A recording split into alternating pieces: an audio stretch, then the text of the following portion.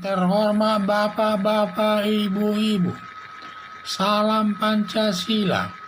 Bapak-bapak, Ibu-Ibu yang melihat video saya ini, tolong jangan lupa subscribe, like, dan di-share. Sifatnya gratis. Pada hari Jumat tanggal 11 Maret tahun 2022 ini, saya akan mengomentari Dr. Sumardi mati ditembak Densus 88 di Sukoharjo. Densus 88 setelah meneliti yang berafiliasi dengan terorisme, ternyata profesi dokter ada yang terafiliasi terorisme. Pada saat ditangkap melakukan perlawanan dengan cara mobil pribadinya ditabrakkan ke mobil Densus 88 dan melakukan perlawanan dan saat Densus 88 lalu Densus 88 menembak terkena punggungnya Dr. Sumardi, langsung mati di tempat.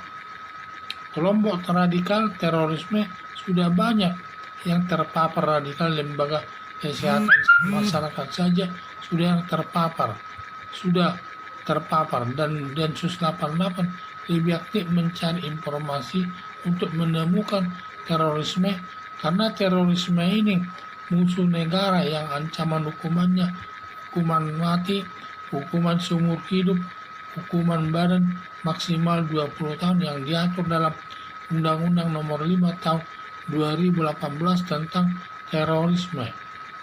Mengenai penjatuhan hukuman tergantung daripada pertimbangan hakim. Bila lebih banyak alasan memberatkan, dijatuhkan hukuman mati atau seumur hidup. Tetapi kalau lebih banyak alasan meringankan, dihukum selama 20 tahun atau 15 tahun. Penembakan Dr. Sumardi berdasarkan dua asas hukum, yaitu asas melaksanakan tugas. Penembakan Dr. Sumardi hingga mati sebagai pelaksanaan tugas Densus 88 yang diatur dalam pasal 50 KUHP, bahwa Densus 88 menembak Dr. Sumardi karena tugas polisi tidak dapat disalahkan Densus 88, kecuali kalau yang menembak masyarakat biasa dapat dihukum. Hal ini yang disebut asas melaksanakan tugas. Asas membela diri. Dalam penembakan Dr. Sumardi berlandaskan asas membela diri, karena ada perlawanan dari Dr. Sumardi daripada polisi dalam bahaya, maka lebih baik melumpuhkan Dr. Sumardi masuk asas membela diri, di mana dilakukan dengan cara menembak terkena punggungnya. Tindakan Densus 88 sah sesuai hukum yang berlaku. Jadi ini landasan hukumnya ini dalam melakukan penembakan dan pembunuhan kepada Dr. Sumardi tersebut, itu ada diatur dalam Undang-Undang Pasal 50 KUHP. Jadi semua orang aparat negara kalau dalam melaksanakan tugasnya ada sesuatu masalah tidak bisa disalahkan, terutama seperti polisi. Kalau dia dimaling, ada maling di pasar disuruh berhenti tidak mau, lalu ditembak kakinya atau kakinya ditembak karena badannya, akhirnya mati. Di sini polisi tidak bisa disalahkan, tetapi kalau masyarakat biasa yang menembak itu dihukum, karena masyarakat biasa tidak berhak untuk memegang senjata tersebut. Harapan saya bila Densus 88 menangkap seseorang yang terafiliasi terorisme, jangan melawan, hanya dihukum saja nanti, karena hanya dihukum saja, dan setelah selesai menjalani hukumannya nanti keluar dari tahanan, masih bisa menjalani hidupnya bersama-sama anak, istri dan anaknya.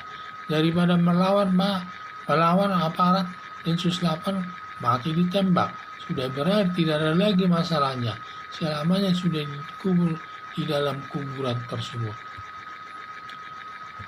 Jadi itulah saya lihat masalah Densus 88 Dr. Sumardi ini pada saat dia mau ditangkap oleh Densus 88 melakukan perlawanan. Perlawanannya dalam bentuk mobil pribadinya ditabrakkan ke mobil Densus 88 dan juga dia setelah ini melakukan perlawanan lagi, daripada polisi menimbulkan bahaya, lebih baik polisi menembak daripada Dr. Sumardi tersebut. Akhirnya mati di tempat. Ini sesuai ketentuan hukum ini. Ketentuan hukum yaitu asas melaksanakan tugas. Jadi karena dia melaksanakan tugas, di mana kalau polisi melaksanakan tugasnya, Densus 88 kan tugasnya untuk mengamankan orang yang terafiliasi terorisme. Maka dia berhak menangkap kalau terjadi sesuatu kematian karena tugasnya tersebut, dia tidak dapat dihukum. Itu diatur dalam pasal 50 KUHP. Ini namanya asas melaksanakan tugas. Demikian juga ada alasan membela diri karena dia melawan sehingga sampai polisi melakukan tindakan secara paksa, yaitu ditembak terkena punggungnya. Akhirnya dia mati. Setelah itu mati dia, ya sudah, di mana polisi di sini tidak bisa disalahkan karena dia membela dirinya, daripada dia nanti mati ya terpaksa ditembak. Dan juga polisi ini kan secara resmi dia dipegang senjata. Tetapi kalau masyarakat sipil yang melaksanakan tersebut, di mana masyarakat yang melakukan penembakan tersebut bisa dihukum sesuai perbuatannya.